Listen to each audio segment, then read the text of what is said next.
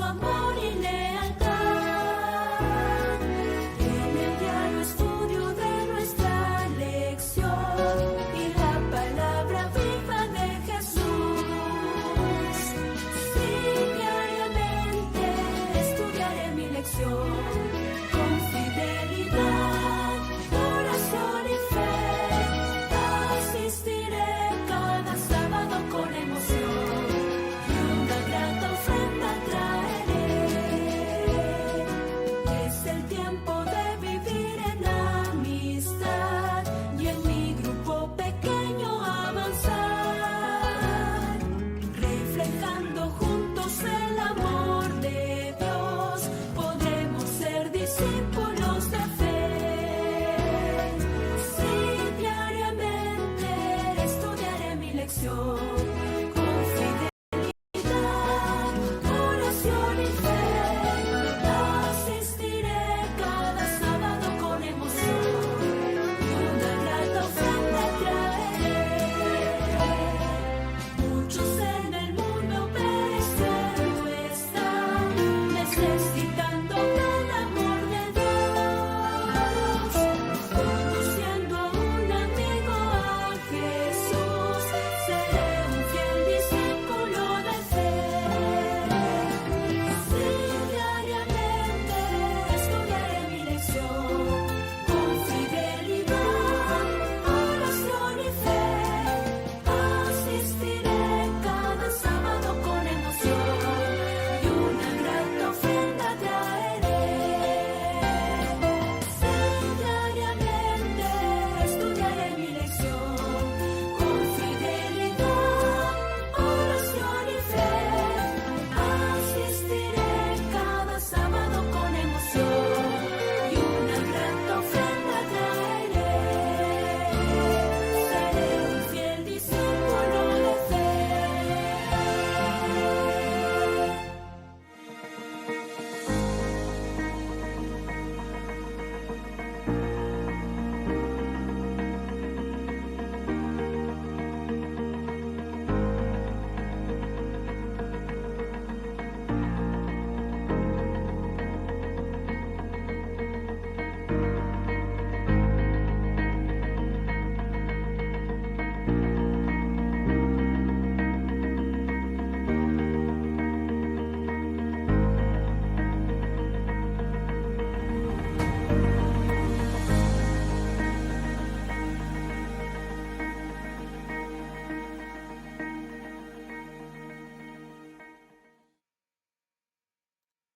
Hola, hola, ¿qué tal? ¿Cómo están? Muy buen día para cada uno de ustedes. Bienvenidos a Lecciones que Transforman. Un fuerte abrazo a la distancia.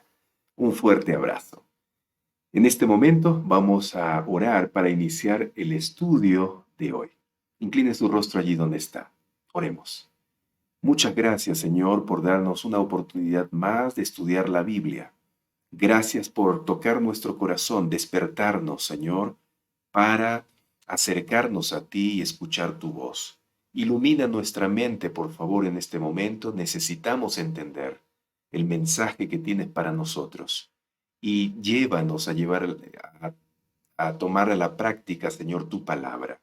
Gracias en el nombre de Jesús. Amén, Señor. Amigos, una vez más, bienvenidos a Lecciones que Transforman. Tenga lista, por favor, su Biblia. Allí, su cuaderno de apuntes, porque ya empezó Lecciones que Transforman. Hoy es jueves 7 de octubre y estudiaremos el tema titulado La iniquidad de los amorreos. El estudio de hoy está basado en los capítulos 2 y 3 de Deuteronomio.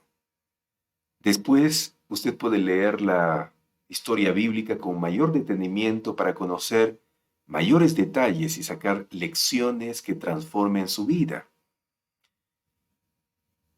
Ayer conocimos, amigos, y en algunos casos recordamos, la historia trágica del pueblo de Israel en el lugar llamado Cades Barnea. Allí Dios sentenció a la generación de incrédulos a andar errantes por el desierto hasta morir, y de esa manera no entrar en la tierra prometida llamada Canaán. Durante 40 años, los hijos de Israel se perdieron de vista en la oscuridad del desierto, hasta que se acabó toda la generación de los hombres de guerra, como Jehová les había jurado. Durante todos esos años, se le recordó constantemente al pueblo que estaba bajo la reprensión divina. En la rebelión de Cades, habían rechazado a Dios y por el momento Dios los había rechazado. Su deseo de regresar a la tierra de su esclavitud había demostrado que eran indignos de la libertad y por consiguiente no se había de observar la Pascua instituida para conmemorar su liberación de la esclavitud de Egipto durante esos 40 años. Sin embargo, el servicio del santuario todavía permanecía y eso mostraba que Dios no había abandonado totalmente a su pueblo. Su providencia seguía supliendo sus necesidades. La columna de nube no se apartó de ellos de día para guiarlos por el camino, ni la columna de fuego de noche para alumbrarles el camino por el cual habían de ir. Tampoco Dios retiró el maná de su boca, y agua les dio para saciar su sed. Y así los sustentó 40 años en el desierto. De ninguna cosa tuvieron necesidad. Sus vestidos no se envejecieron, ni se hincharon sus pies, dice Nehemías capítulo 9, versículos 19 al 21. Entonces, el campamento de Israel, después de 40 años, llegó nuevamente a Cades Barnea, que estaba a poca distancia de los límites de una nación llamada Edom. Y tanto Moisés como el pueblo tenían muchos deseos de cruzar ese territorio para llegar a la tierra prometida. Así que enviaron un mensaje al rey de Edom pidiendo permiso para cruzar su territorio y continuar avanzando hacia Canaán. Pero como respuesta a esa petición, recibieron una negativa amenazadora diciendo: no pasarán por mi país, y si pasan, saldré contra ustedes armado. Sorprendidos por esta negativa, los jefes de Israel enviaron otra súplica al rey de Edom con la promesa de que no se detendrían en su territorio y que si ellos y sus animales bebieran sus aguas, pagarían lo bebido. Pero la respuesta una vez más fue: no pasarán. Es más, ya había grupos de edomitas armados en el camino, de manera que cualquiera que decidiera pasar por esa dirección sería imposible salir vivo.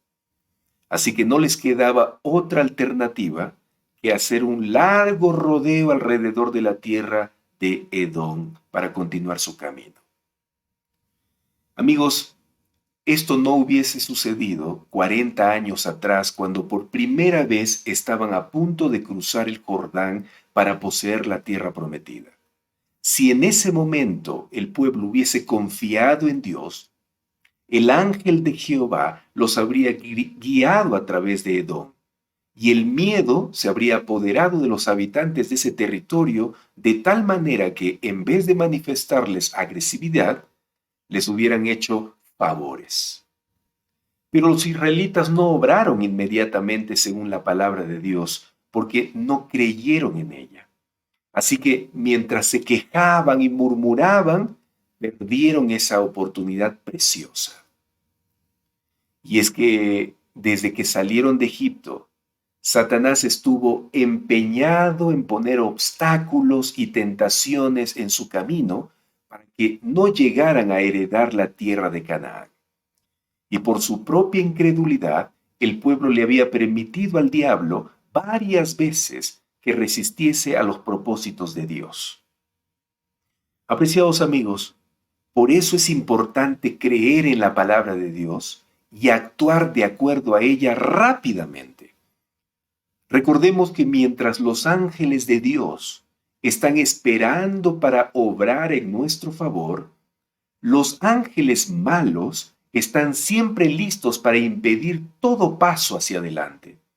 Y cuando la providencia de Dios manda a sus hijos que avancen, cuando Él está dispuesto a hacer grandes cosas para ellos, Satanás los tienta a que desagraden al Señor por su desconfianza y tardanza.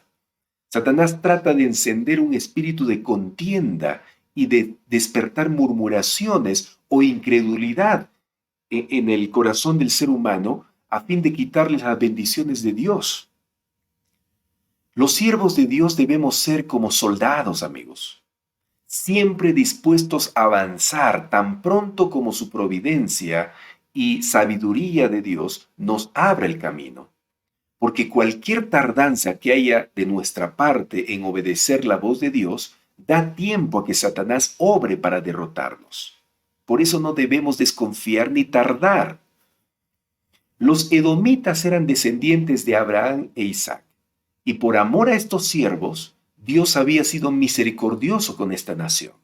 Les había dado todo ese territorio como posesión, y no era la voluntad de Dios que se les perturbe a menos que por sus pecados se colocaran fuera del alcance de su misericordia. Los israelitas habían de despojar y destruir totalmente a los habitantes de Canaán, que habían llenado la medida de sus iniquidades. Pero los edomitas vivían todavía su tiempo de gracia, por lo cual debían ser tratados misericordiosamente. Y es que Dios, amigos, se complace en la misericordia y manifiesta su compasión antes de aplicar sus juicios. Es por eso que Dios ordenó a los israelitas a pasar sin hacer daño a Edom, antes de exigirles que destruyeran a los habitantes de Canaán. Se les prohibió a los israelitas que vengaran ese momento o en el futuro la ofensa que les habían hecho al negarles el paso por la tierra. No debían contar con poseer parte alguna de la tierra de Edom. Algunos israelitas eran el pueblo escogido de Dios. Y saben, los israelitas habían sido escogidos por Dios, y aunque así era, Dios les había prometido darles la tierra de Canaán, pero no toda, solo algunas partes, ¿no? Por ejemplo, Edom era una nación que Dios no deseaba que tomaran. A cambio de eso tenían que comercializar con ellos, comprarles lo que necesitaran, pagar puntualmente todo lo que recibieran. Y es que Israel no dependía de los edomitas, pues tenía un Dios rico y abundante en recursos. Nada debía conseguir de ellos por la fuerza o el fraude, sino que más bien en todas sus relaciones debían poner la práctica del principio de la ley divina que ordena amar al prójimo. Eso es lo que Dios ordenó a Israel con los edomitas. Entonces, después de rodear Edom por el sur, los israelitas se volvieron hacia el norte y otra vez se dirigieron hacia la tierra prometida. Su camino pasaba ahora por una alta y vasta llanura refrescada por las brisas vivificantes de las colinas. Ese fue un cambio grato después del valle árido y calcinante por el cual habían viajado, así que avanzaban llenos de ánimo y esperanza. Cuando pasaron al oriente de la tierra de Moab, se les repitió la misma orden con respecto a los amonitas, que eran también descendientes de Lot. Dios les dijo que no molestaran a los habitantes de Moab haciéndoles guerra, porque esa tierra tampoco era para ellos. Continuando hacia el norte, los ejércitos de Israel llegaron pronto a la tierra de los amorreos. Este era un pueblo fuerte y guerrero que ocupaba originalmente la parte sur de la tierra de Canaán. Pero al aumentar en número, cruzaron el Jordán, guerrearon con los moabitas y les quitaron una parte de su territorio. Allí se establecieron y dominaban sin oposición toda la tierra hasta el norte. El camino que los israelitas deseaban seguir para ir al Jordán pasaba directamente por ese territorio de los amorreos, y Moisés le envió un mensaje amistoso al rey de los amorreos en su capital. El mensaje pedía permiso para pasar por su territorio sin detenerse y sin apartarse a la derecha ni a la izquierda. Le dijo también Moisés al rey de Amorreo que si necesitaban comida lo comprarían, si necesitaban agua también lo comprarían. Concluyó Moisés diciéndole al rey que no harían ningún problema al pasar. Pero ¿saben qué? La respuesta del rey amorreo fue una negativa terminante, y todos los ejércitos de los amorreos fueron convocados para oponerse al paso de los invasores. Este ejército formidable aterrorizó a los israelitas, que distaban mucho de estar preparados para sostener un encuentro con fuerzas bien equipadas y disciplinadas. Los amorreos aventajaban a los israelitas en habilidad guerrera y humanamente, así que sería imposible vencerlos. Los israelitas eran conscientes que si se enfrentaban con los amorreos serían destruidos. Pero Moisés mantuvo fija la mirada en la columna de nube, que representaba la presencia de Jehová, y alentó al pueblo con el pensamiento de que la señal de la presencia de Dios estaba aún con ellos. Al mismo tiempo, Moisés mandó al pueblo que hicieran todos los esfuerzos humanos posibles a fin de que se preparasen para la guerra. Sus enemigos estaban ansiosos de librar batalla con la seguridad de que desaparecerían de la tierra los israelitas mal preparados. Pero Moisés había recibido la orden del dueño de todas las tierras, Jehová de los ejércitos, que se levantaran y avanzaran hacia la batalla, porque él les daría la victoria y poseerían esa tierra. Jehová ordenó también que se mostraran valientes y esforzados en la guerra hasta el final, pues la ganarían, y a partir de allí él pondría miedo y espanto sobre los pueblos que rodeaban Canaán, los cuales se asombrarían y temblarían ante la presencia de Israel. Amigos, estas naciones que estaban situadas en los alrededores de Canaán se habrían salvado si no hubieran opuesto o no se hubieran opuesto al progreso de Israel en desafío de la palabra de Dios. El Señor durante muchos años se había mostrado sumamente bondadoso, tierno y compasivo aún hacia esos pueblos paganos. Génesis capítulo 15, versículo 16 nos demuestra eso. Pues cuando Dios en visión le mostró a Abraham que su descendencia, es decir, los hijos de Israel, serían extranjeros en tierra ajena durante 400 años y luego los llevaría a Canaán para entregarles como herencia ese territorio, los amorreos ya existían en Canaán. Fíjense que desde la época de Abraham, los amorreos ya estaban en ese lugar recibiendo la paciencia y misericordia de Dios a pesar de las maldades que cometían. Eso quiere decir que más de 400 años los amorreos tuvieron tiempo para cambiar de actitud, ser respetuosos y considerados con otras naciones que los rodeaban. Pero no fue así, amigos. Y ahora que el pueblo de Israel llegaba, esta nación malvada no estaba dispuesta a mostrar misericordia al pueblo de Dios, sino, al contrario, destruirlo. Amigos, escuchen bien, por favor. Este es un punto importante del estudio que debemos entender. Pues muchas veces, con nuestra mente limitada y pecaminosa, juzgamos mal a Dios y lo tildamos de un Dios severo, autoritario y malo, que no tiene compasión de las personas. Y digo esto porque a través de los años ha habido gente que considera o ha considerado al Dios del Antiguo Testamento como un Dios sanguinario y destructor por todas las muertes que causó en el pasado. Y también consideran que el Dios del Nuevo Testamento es un Dios más bondadoso, más paciente y amoroso. Pero amigos, esta consideración no es verdadera ni justa. En primer lugar, porque Dios no cambia. Siempre es el mismo en el pasado, en el presente y en el futuro. Por lo tanto, no hay un tipo de Dios en el Antiguo Testamento y otro en el Nuevo. En ambos testamentos Dios es el mismo. Y en segundo lugar, Dios es amor y se ha manifestado con ese amor hacia la humanidad. Y la muestra mayor de eso es que entregó su propia vida en la cruz por el pecador para librarlo de la muerte eterna. Así que lo que debemos hacer cuando encontramos en la Biblia escenas e historias de destrucción y muerte por orden de Jehová es aceptar esa dura realidad y confiar en la bondad de Dios, que se ha revelado de muchas otras formas. Debemos confiar que lo que Dios está haciendo o permitiendo es lo mejor, amigos. Queridos hermanos, en esta tierra, con la mente limitada y pecaminosa que tenemos, tal vez nunca lleguemos a entender las acciones de Dios. Pero lo que sí podemos entender claramente es que Dios muestra su amor de muchas maneras y sabe lo que hace.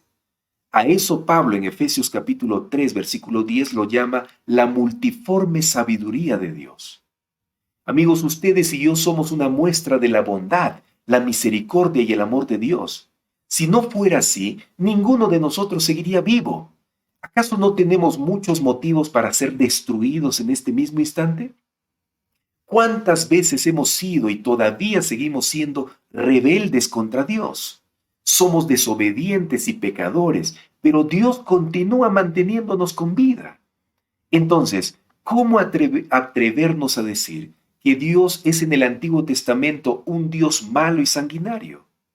Yo le invito a leer desde Génesis hasta Malaquías todo el Antiguo Testamento para que se dé cuenta de la bondad, la misericordia y el amor de Dios para con el ser humano. Hay cientos de textos e historias bíblicas en el Antiguo Testamento que nos muestran a un Dios de amor.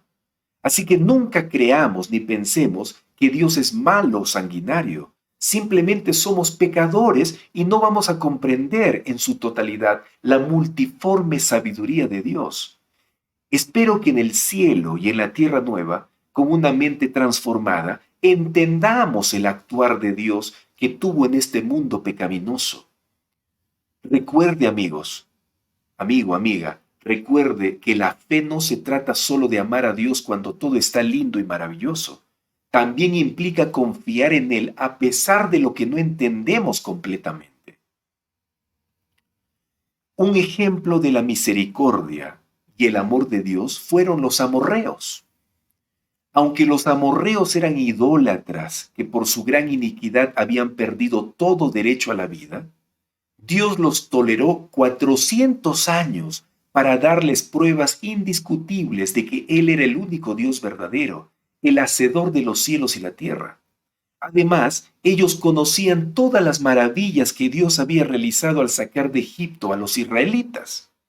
Les dio suficiente evidencia y podrían haber conocido la verdad si hubieran querido apartarse de su idolatría y de su vida depravada.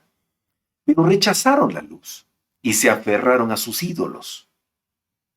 Cuando Dios condujo a su pueblo por segunda vez a la frontera de Canaán, proporcionó evidencias adicionales de su poder a aquellas naciones paganas también. Vieron que Dios había estado con Israel en la victoria que obtuvo sobre los ejércitos enemigos y los milagros también manifestados sobre su pueblo en el desierto fueron un ejemplo para que estas naciones puedan conocer a Dios y creer en Él. Aunque se les había negado el permiso de pasar por la tierra de Edom, y por ello se habían visto obligados a tomar la ruta larga y difícil a orillas del Mar Rojo, los israelitas no habían manifestado agresividad en todos sus viajes y campamentos frente a las tierras de Edom, de Moab y de Amón, ni habían hecho daño alguno a la gente o a sus propiedades. Y al llegar a la frontera de los amorreos, Israel todavía había solicitado permiso pacíficamente para atravesar directamente el país, prometiendo que respetaría las mismas reglas que habían dirigido su trato con las otras naciones. Pero cuando el rey amorreo rechazó lo pedido con cortesía y en señal de desafío reunió a sus ejércitos para la batalla, se colmó la copa de iniquidad de ese pueblo. Y ahora Dios iba a ejercer su poder para destruirlo. Amigos, los israelitas cruzaron el río Arnón y avanzaron sobre el enemigo.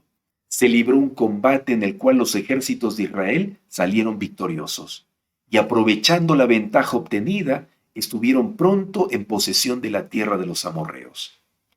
Pero esta victoria no fue a causa de las habilidades o fortalezas de Israel, sino que fue el capitán de los ejércitos del Señor, Jesucristo, el que venció a los enemigos de su pueblo. Y habría hecho lo mismo 40 años antes si Israel hubiera confiado en él.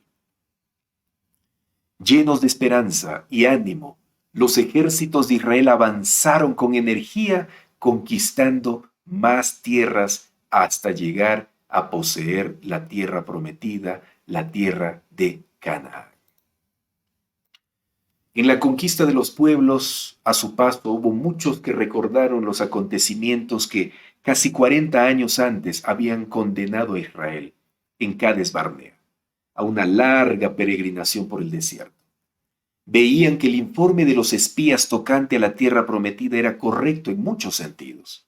Las ciudades estaban amuralladas y eran muy grandes, y las habitaban gigantes, frente a los cuales los hebreos no eran sino pigmeos. Pero podían ver ahora que el error fatal de sus padres había consistido en desconfiar del poder de Dios. Únicamente esto les había impedido entrar enseguida en la hermosa tierra. Apreciados amigos, todo esto encierra una lección para nosotros. La lección consiste en que el poderoso Dios de Israel es nuestro Dios. En Él podemos confiar y si obedecemos sus requerimientos, obrará por nosotros tan verdaderamente como lo hizo por su antiguo pueblo. Todo el que procure seguir el camino de la obediencia se verá a veces asaltado por la duda e incredulidad. El camino estará a veces tan obstruido por obstáculos aparentemente insuperables que desanimará a los que cedan al desaliento. Pero Dios nos dice, sigan adelante, cumplan su deber, cueste lo que cueste. Las dificultades que lleguen o llenen su alma de pánico se van a desvanecer a medida que confíen en mí humildemente. Avancen por el sendero de la obediencia, nos dice Dios. Por lo tanto, queridos amigos, vayamos hacia adelante. No desanimemos en la vida cristiana. La vida cristiana nunca fue fácil, nunca en este mundo, porque este mundo está en contra de Dios. Este mundo hace guerra al pueblo de Dios. No es fácil ser cristiano, especialmente en estos tiempos. Y muchas veces Satanás va a usar a nuestra familia, va a usar a nuestros amigos, usará a la gente que nos rodea para hacernos guerra. Pero avancemos en el nombre de Dios, avancemos en el nombre de Jesús y recordemos que el capitán de los ejércitos celestiales, Jesucristo, Miguel, estará delante de nosotros abriendo camino para pasar en victoria, de victoria, hasta llegar a la tierra prometida celestial, a la patria celestial. Amigos, por otro lado, Dios es un Dios bondadoso. Dios es un Dios amoroso. Dios es un Dios misericordioso, según la palabra de Dios, según la Biblia. Por lo tanto, nunca dudemos de que Él deseará lo mejor para nosotros. Dios no es un Dios malo. Dios no es un Dios sanguinario. Dios no es un Dios injusto. Aunque en el Antiguo Testamento tengamos muchas historias e escenas bíblicas de muerte, de guerra, de destrucción, no es que Dios sea un Dios terrible. Tengamos en cuenta que estas personas, estas naciones, recibieron muchas oportunidades, oportunidades y oportunidades, siglos tras siglos. 4 siglos, 400 años. Ejemplo de esto tenemos que Dios le dio a los amorreos de oportunidad para hacer bien las cosas, para dejar la idolatría, para conocer a Dios, a Jehová, como el Dios creador del cielo y la tierra. Así que la destrucción de los amorreos, la destrucción de las otras naciones cananeas, no fue una decisión arbitraria, no fue una decisión mala. Dios sabía lo que estaba haciendo, porque ellos recibieron oportunidades vez tras vez. Y así sucede, amigos, y así sucederá hasta la venida de Jesús. Todos reciben oportunidades vez tras vez. Dios no es un Dios que toma decisiones radicales en el momento. No, Él va poco a poco llamando a las personas, llamando a la obediencia, llamando a las personas para que éstas puedan arrepentirse, para que éstas puedan tomar buenas decisiones. Así pasó con la generación antidiluviana. Antes que Dios destruya este mundo con agua, y a esa catástrofe mundial se le llamó diluvio, el Señor hizo un llamado varias veces, varias veces, varias veces. Pero nada, el ser humano fue rebelde. El ser humano hizo todo lo contrario a la voluntad de Dios hasta el final. Y así sucede hasta ahora, amigos. Así sucede hasta ahora. Yo le dije hace un momento que muchas veces el Señor en la actualidad también llama al arrepentimiento, llama al cambio de vida. Usted y yo somos una muestra de la misericordia de Dios. ¿Cuántas veces hemos cometido errores? ¿Cuántas veces hemos pecado? ¿Cuántas veces nos hemos ido por un camino diferente a la que al que Dios nos ha mostrado? Pero a pesar de eso, usted y yo seguimos respirando. A pesar de eso, nosotros continuamos viviendo y disfrutando de la vida en este mundo. Pero llegará un día, amigos. La Biblia dice que llegará un día cuando todos nosotros seremos juzgados. Seremos juzgados. Y cuando el juicio de Dios llegue, Él destruirá la maldad y también a los malvados. Pero eso no significa que Dios sea malo. No significa que Dios sea arbitrario. No. Eso significa, amigos, que Dios no solo es misericordia, no solo es amor, también Dios es justo. Dios es justicia y mostrará su justicia destruyendo la maldad. Sí, porque amigos, hay un pueblo en este mundo obediente, hay un pueblo en este mundo que trata de hacer la voluntad de Dios. Y ese pueblo no puede continuar sufriendo con la maldad.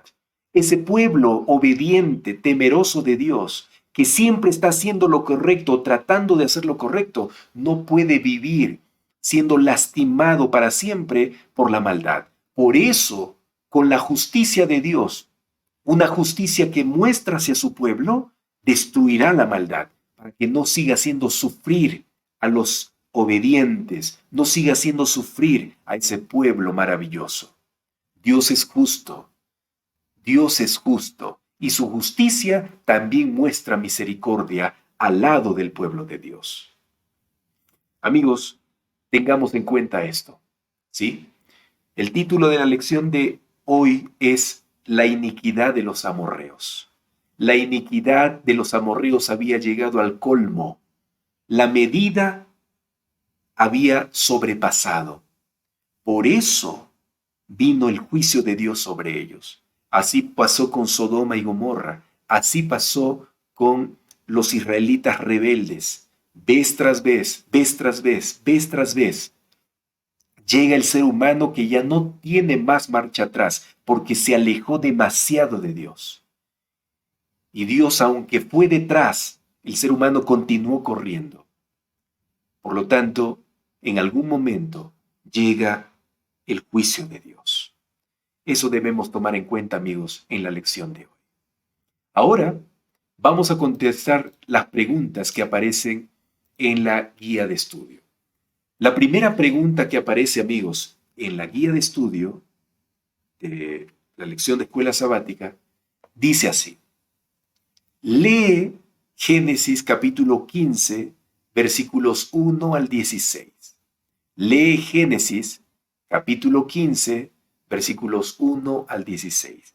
¿Qué le dijo Dios a Abraham en Génesis 15, 16? ¿Y cómo arroja algo de luz sobre un tema difícil? ¿Cuál es el tema difícil? De que muchos piensan de que Dios fue un Dios malo, un Dios sanguinario al matar tanta gente, incluido mujeres y niños. ¿Por qué Dios permite eso?, dice la gente. Pero el texto bíblico de Génesis 15, 16 nos da una luz sobre este tema. Vamos a leer juntos.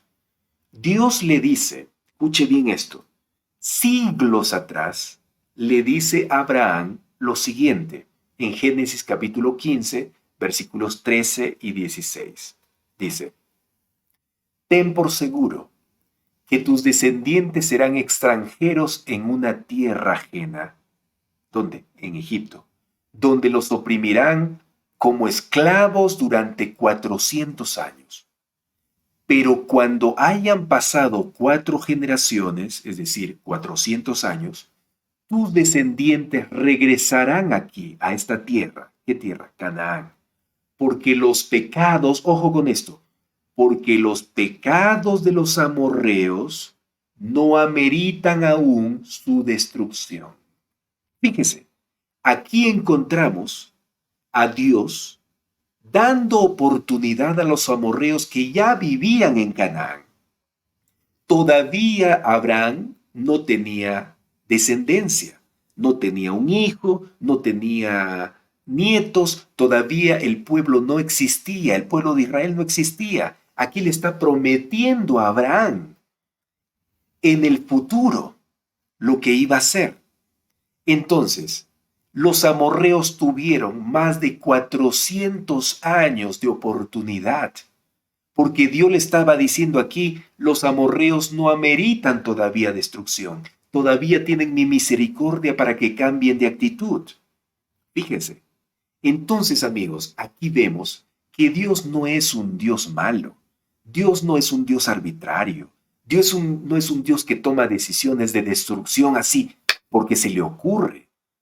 No, sino que Él da tiempo para que el ser humano se arrepienta. Él da tiempo para que esta nación se arrepienta. Entonces la respuesta a esta pregunta que debes anotar en tu guía de estudio, en tu lección, es esta. A la pregunta, ¿qué le dijo Dios a Abraham en Génesis capítulo 15, versículo 16? ¿Y cómo arroja algo de luz sobre este tema difícil? Bueno, Dios esperó más de 400 años pacientemente para que los amorreos cambiaran sus caminos, y ellos no lo hicieron. Dios es gracia, amigos, pero también es justicia. Eso es lo que vamos a responder ahí en la lección. Dios esperó más de 400 años pacientemente para que los amorreos cambiaran sus caminos, y ellos no lo hicieron. ¿Ya? Y eso significa que Dios es gracia, Dios es amor, pero también es justicia. Dios es justicia. ¿Ya? ¿Fue justo entonces Dios al darles bastante tiempo para que se arrepientan? Fue muy justo. Claro que sí. Así que nadie puede decir que Dios es malo, que Dios no considera al ser humano. Claro que considera. Por eso les dio tiempo. Por eso les dio tiempo. Muy bien, respondemos entonces eso en nuestra guía de estudio. ¿Está bien? Muy bien. Avanzamos a la segunda pregunta.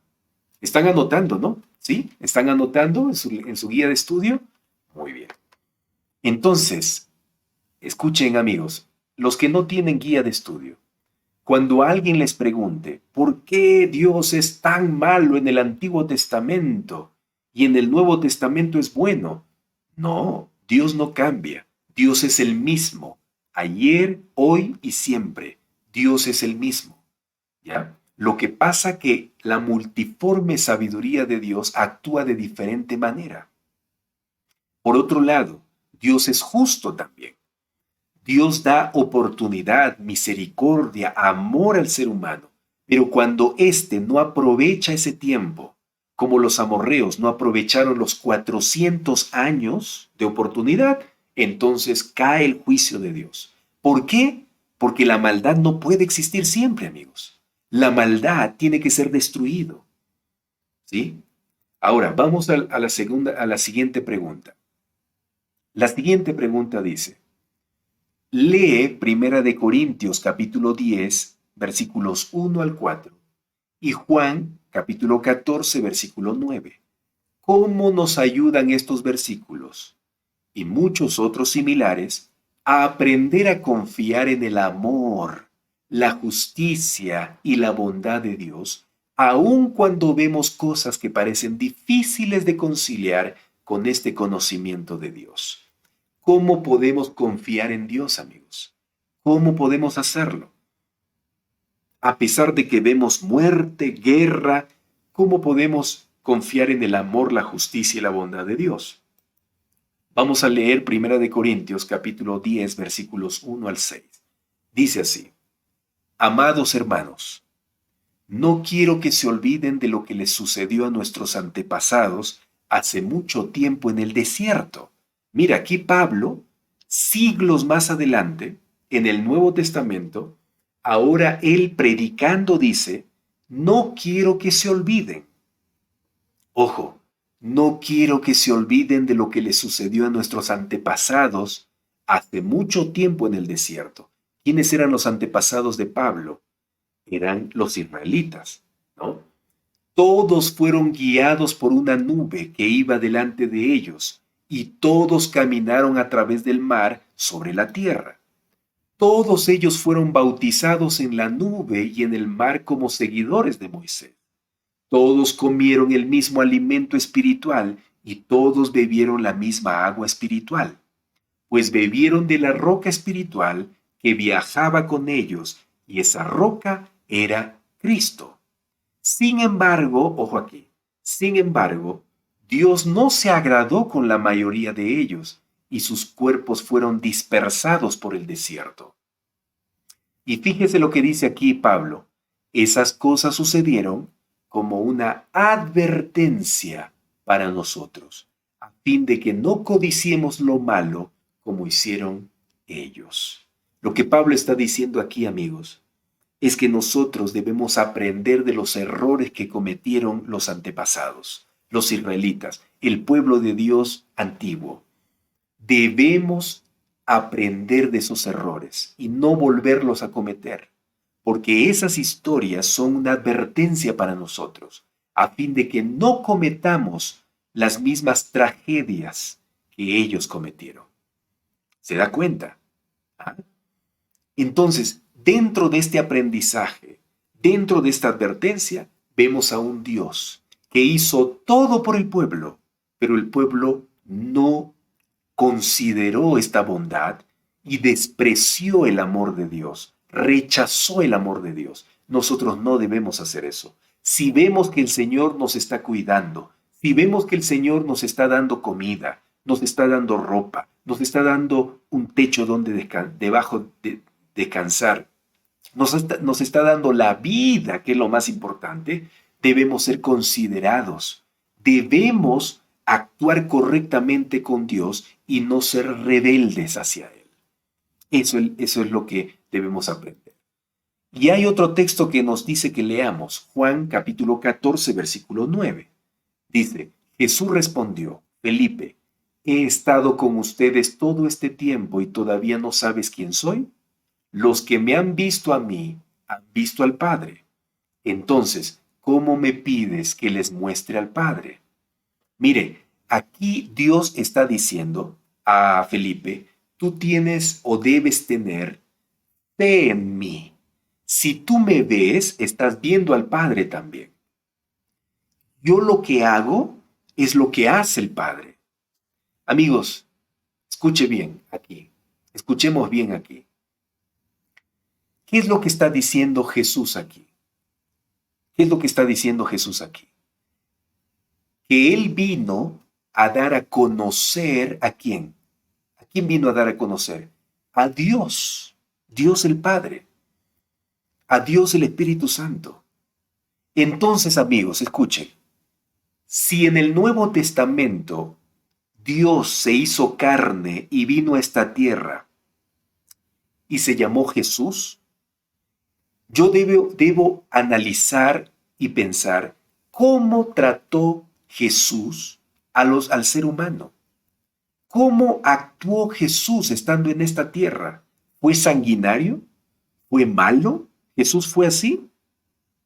No fue así. Si Jesús fue bondadoso, si Jesús fue amoroso y hasta dio su propia vida y perdonó a sus enemigos, ¿ah? Así también fue en el Antiguo Testamento, porque Dios no cambia. Dios es el mismo en el Antiguo y en el Nuevo Testamento.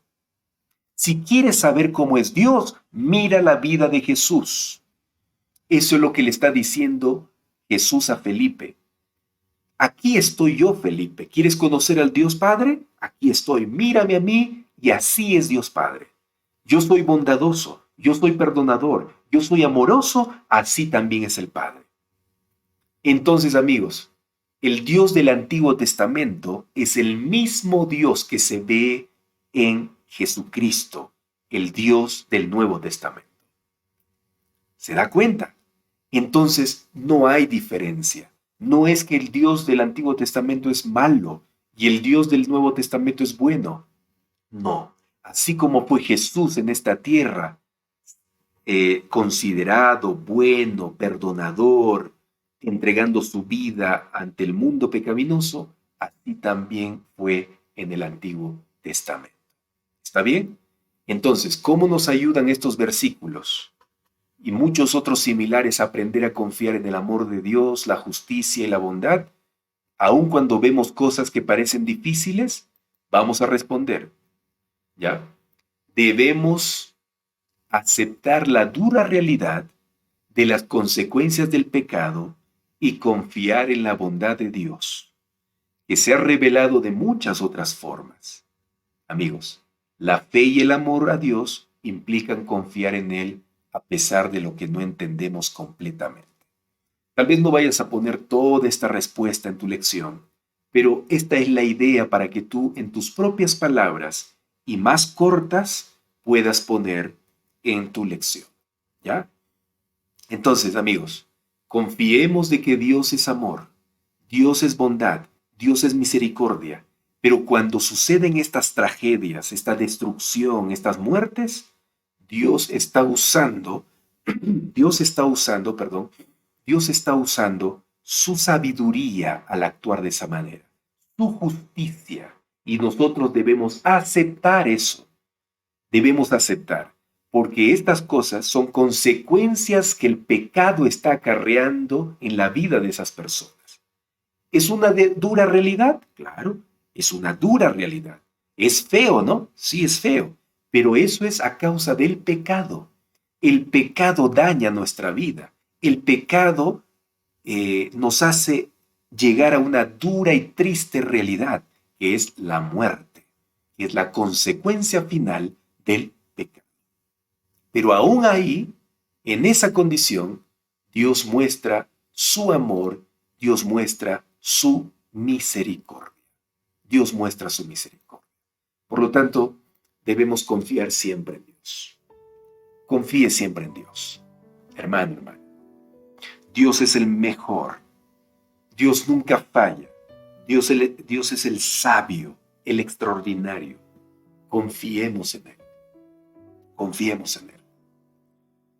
Yo voy a decirles algo triste, algo trágico. Pero es la realidad, basado en el tema que hemos hablado hoy. Amigos, un día, el juicio de Dios llegará. Y cuando el juicio de Dios llegue, muchas veces vamos a ver en esa ocasión tal vez a un familiar, tal vez a un amigo que tanto queremos ser destruido con el fuego y azufre. Y amigos, cuando eso suceda, será muy triste. Y para que nosotros no juzguemos a Dios y no vayamos contra Dios diciendo que Dios es malo, ¿por qué destruye a mi familiar? ¿Por qué destruye a mi tío, a mi primo, a mi hermano, a mi esposo, a mi esposa, a mi padre, a mi madre? ¿Por qué lo destruye y no lo salva? Dios ha elegido un tiempo para que revisemos los libros.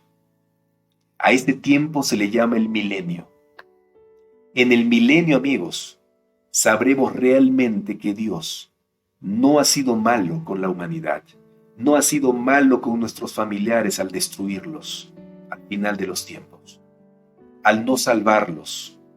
No ha sido malo, sino que esas personas no decidieron a su tiempo, entregar su vida a Jesús. Por eso, amigos, nosotros ahora necesitamos tomar buenas decisiones.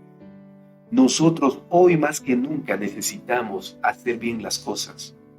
Si Dios nos está dando la oportunidad de estar vivos, si Dios nos está dando la oportunidad de respirar, es porque tenemos una responsabilidad. Debemos corregir lo que debemos corregir. Debemos cambiar lo que debemos cambiar. No podemos seguir viviendo en rebeldía contra Dios. No podemos seguir apartados del camino de Dios. No, hermanos, no, amigos. Tenemos que tomar buenas decisiones. Buenas decisiones. ¿Está bien? Sigamos adelante. Sigamos adelante, pero haciendo bien las cosas. Yo te recomiendo, hermano, hermana, que dediques más tiempo a estudiar la Biblia.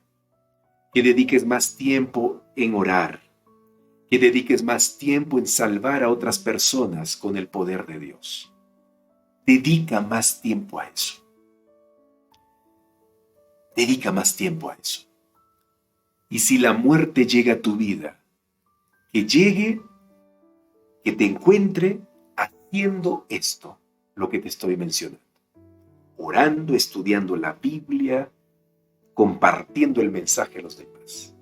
Que te encuentre así. La muerte, si es que te va a encontrar. Si Jesús no viene todavía y mueres, que mueras haciendo las cosas de Dios, obedeciéndole a Él siempre. Ese es mi deseo y mi oración en esta mañana. ¿Quieres responder a esto? ¿Quieres hacer eso? Yo quiero hacerlo. Yo quiero hacerlo. Dile al Señor allí donde está: Señor, yo quiero ser obediente hasta el final. Yo quiero amarte hasta el final. Yo quiero confiar en ti hasta el final. Y ayúdame, Señor, a aceptar la dura realidad de las consecuencias del pecado. El pecado es lo que mata. El pecado es lo que destruye. Tú simplemente, Señor, dejas que las personas tomen sus decisiones. Después de tantas muestras de amor, de tanto llamado, si la persona decide tomar una mala decisión, es su propia responsabilidad. Y si la destrucción llega, la muerte llega, es porque simplemente esa persona está recibiendo las consecuencias de sus malas decisiones y está cosechando lo que ha sembrado. Señor, aléjanos del pecado, apártanos del mal y ayúdanos a ser obedientes a ti y amorosos siempre con los demás. En el nombre de Jesús oramos. Amén, Señor. Queridos amigos, yo espero que haya quedado claro el tema de hoy. El tema de hoy se centra en la justicia de Dios, en el amor de Dios. Dios es amor, pero Dios también es justicia. No podemos jugar con su amor, no podemos burlarnos de su amor, porque un día las consecuencias de nuestra desobediencia traerán la muerte. Esa es. Por eso, vayamos adelante confiando en el Señor, pero también obedeciendo sus mandamientos. Gracias por haberme acompañado. Muchas gracias. Dios te bendiga. Nos vemos mañana para continuar estudiando la Biblia. No faltes mañana, ¿sí? Haz todo lo posible. Estoy orando para que tú puedas conectarte a lecciones que transforman siempre y no te pierdas ningún estudio bíblico. Ayúdame, por favor, a compartir el mensaje, ¿sí? Ayúdame a compartir con todos los que puedas. Gracias. Un saludo para los que me acompañaron desde diferentes partes aquí de Sudamérica, diferentes países. De igual manera, un saludo para los que me acompañaron desde Centroamérica, Colombia, México, República Dominicana, Venezuela. Muchas gracias. Un fuerte abrazo. Te quiero mucho y nos vamos a trabajar. 6 en punto. Hemos acabado lecciones que transforman. Nos vamos entonces a trabajar en este momento. Un fuerte abrazo. Nos vemos. Dios te bendiga.